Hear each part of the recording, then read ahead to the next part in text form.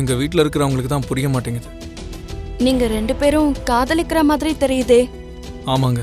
அப்ப ஏன் 2 பேரும் கல்யாணம் பண்ணிக்கல? கல்யாணத்துக்கு நாங்க மட்டும் ஒத்துக்கிட்டா போதுமா? பெரியவங்களும் ஒத்துக்கிட்டு பர்மிஷன் கொடுக்கணும்ல. அப்போ அத்தை கிட்ட சொல்லி உடனே ஒத்துக்க வச்சிட வேண்டியதானே?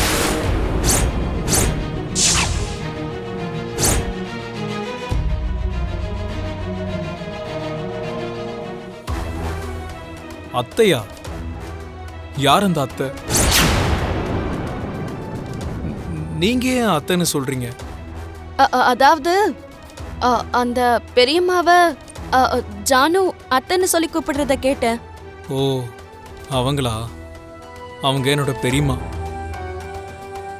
நானும் ஜானுவும் கல்யாணம் பண்ணிக்கிறதுல அவங்களுக்கு எந்த ஆட்சேபனையும் இல்லை.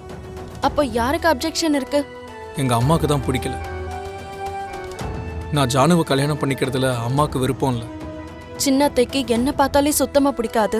இதுல ஜானுன்னா எப்படி பிடிக்கும்?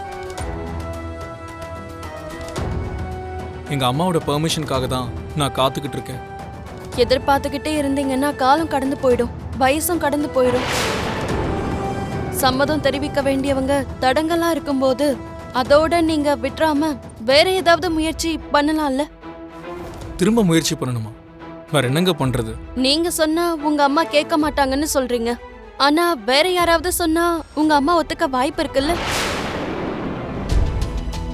இவனுக்கு மூளை தம்மா தூண்டு இருந்தாலும் அறிவு மட்டும் வான அளவுக்கு இருக்கும் போல இருக்கு.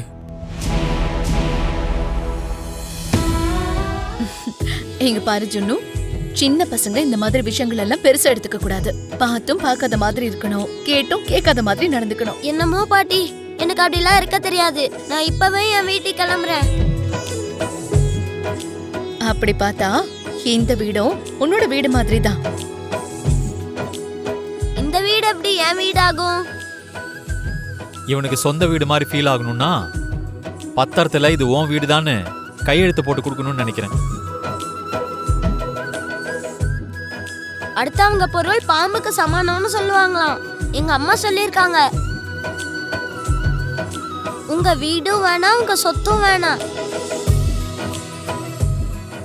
யாருக்கு என்ன கிடைக்குமோ அதான் உங்களுக்கு கிடைக்குமா? யாருக்கு எப்ப கிடைக்கணுமோ அப்பதான் அது கிடைக்குமா? எனக்குன்னு எழுதி வச்சது எனக்கு கண்டிப்பா கிடைக்கும் பாட்டி. பாத்தீங்களா மாம், அவன் சைஸுக்கும் அவன் பேசுற பேச்சுக்கும் ஏதாவது சம்பந்தம் இருக்கா? மித்ரா, நீ கொஞ்சம் சும்மா இருக்கியா? பெரியம்மா, இவன் யார் சொன்னாலும் கேட்குற மாதிரி தெரியல. நான் வேணா கூட்டிட்டு போய் அவங்க வீட்டில் ட்ராப் பண்ணிடவா? அவன் கேட்கலன்னா கேட்குற மாதிரி சொல்லணும்டா. அவன் கோவப்பட்டா நம்ம அப்படியே விட்டுற முடியுமா? அண்ணா, எனக்கு இப்போ விஷயம் முழுசா புரிஞ்சிருச்சு. இந்த ஜுன்னு பையன் உங்களால தான் ஹர்ட் ஆயிருக்கான். அதான் நீ அவனை ரிக்வெஸ்ட் பண்ணணும்னு நினைக்கிறேன். ஜுன்னுவோட கோவம் குறையணும்னாலும், ஜுன்னுவால லக்கி வருத்தப்படாம இருக்கணும்னாலும் ஜுன்னுவை ரிக்வெஸ்ட் பண்றது தவிர வேற வழியே இல்லை.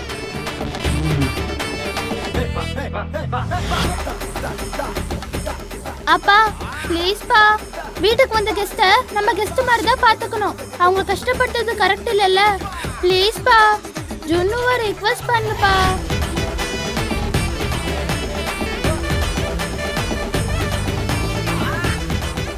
நீ இப்படி அப்பாவித்தனமா கேட்டா என்ன செய்ய முடியும்?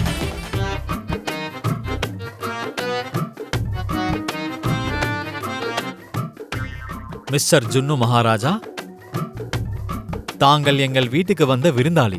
ஆகையால் தாங்கள் எங்களுடைய உபசரிப்பை ஏற்றுக்கொண்டு நாங்கள் அளிக்கும் உணவை அருந்திவிட்டு அதன் பிறகுதான் தாங்கள் உங்கள் இல்லத்திற்கு போகுமாறு விரும்பி கேட்டுக்கொள்கிறேன். தாழ்மையுடன் கேட்டுக்கொள்கிறேன். அண்ணா, இப்படி தூய தமிழ்ல சொன்னா அவனுக்கு எப்படின்னா புரியும்? எனக்கு பேசுற அந்த மொழி புரியலனாலும் செய்கை நல்லாவே புரிஞ்சுது. ஓஹோ, அவரு அவ்வளோ தூரம் ரெக்வெஸ்ட் பண்ணதுனால நான் லஞ்ச் சாப்பிடலான்னு முடிவு எடுத்திருக்கேன். அம்மா லக்ஷ்மி, வந்துட்டியா? உனக்காக தான் எதிர்பார்த்துக்கிட்டு இருந்தோம். எனக்காகவா? எதுக்கு ஆண்டி? என்னம்மா இப்படி கேக்குற? உங்களுக்காக தான் ஐயா சமையல் செஞ்சிருக்காரு. நீங்க வந்து சாப்பிடுற வரைக்கும் அவர் சாப்பிட மாட்டேன்னு பிடிவாதமா உட்கார்ந்திருக்காரு.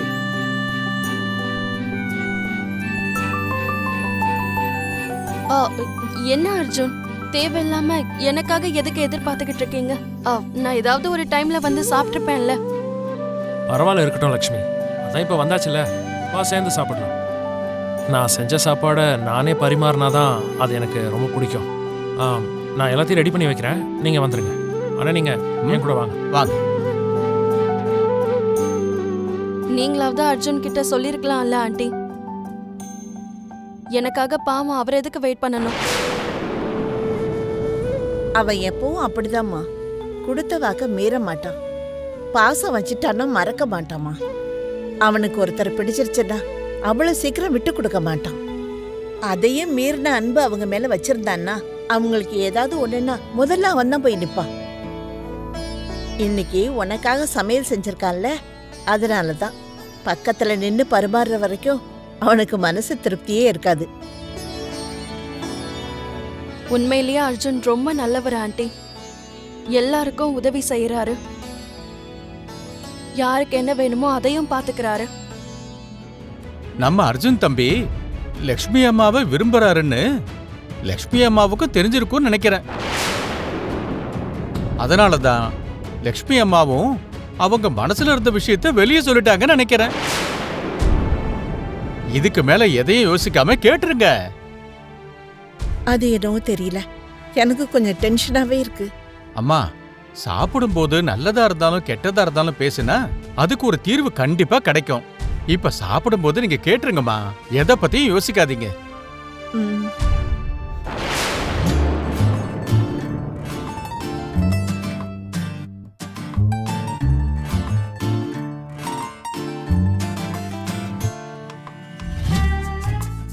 ப்ரோ, நீ இந்த பருப்பு போட்டுக்கோ, ரொம்ப நல்லா இருக்கும்.